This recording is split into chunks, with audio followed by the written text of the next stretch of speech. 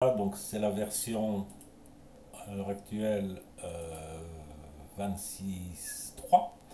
Donc on l'aura bientôt dans la version Adobe Photoshop normale, mais il faudra attendre quelques semaines ou quelques mois. C'est une amélioration du bouton sélectionner un objet, outil de sélection d'objet. Alors avec sélection d'objet maintenant, il est possible de sélectionner une personne. Et quand je sélectionne la personne, on peut sélectionner par exemple ses cheveux, ses sourcils, ses yeux, sa pupille, la peau du visage, la peau du bas du corps. Et on peut même afficher plus les vêtements du haut et les vêtements du bas.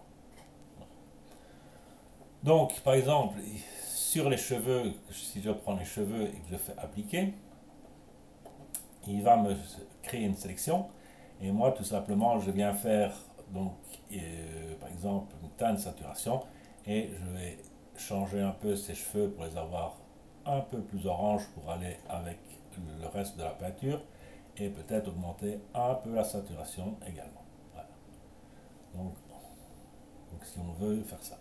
Alors, on peut aller, peut-être que la sélection n'est pas parfaite, donc on va aller augmenter et peut-être ici voir, avec le pinceau, vu qu'on est dans un masque de fusion, tout simplement, on peut aller, si je mets en blanc, sélectionner quelques cheveux qu'il n'a pas bien pris ou moins bien pris.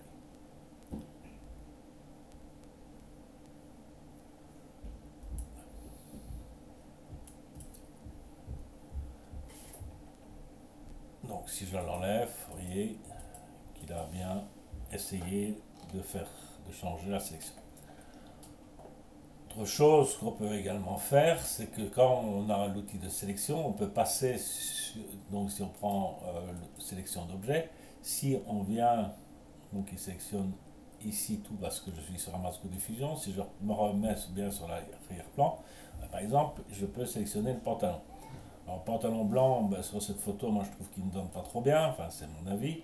Donc qu'est-ce que je peux faire? Je peux faire un niveau et tout simplement venir décider que les blancs sont de moins en moins blancs et carrément on va les mettre.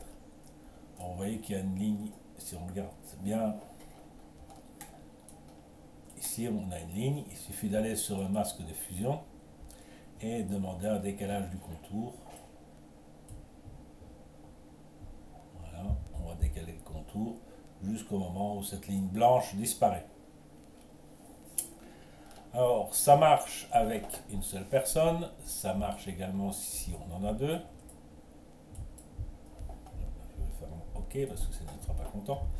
Je vais prendre par exemple cette image-ci, et si je viens avec, donc toujours prendre l'outil de sélection d'objet, si je mets sélectionner une personne, je vois qu'il y a deux personnes, donc je peux agir sur une des deux personnes, ou comme tout à l'heure, aller par exemple sur, ici par exemple ma planche, et là je vais faire une courbe pour rendre ma planche peut-être plus opaque, enfin plus foncée. Voilà.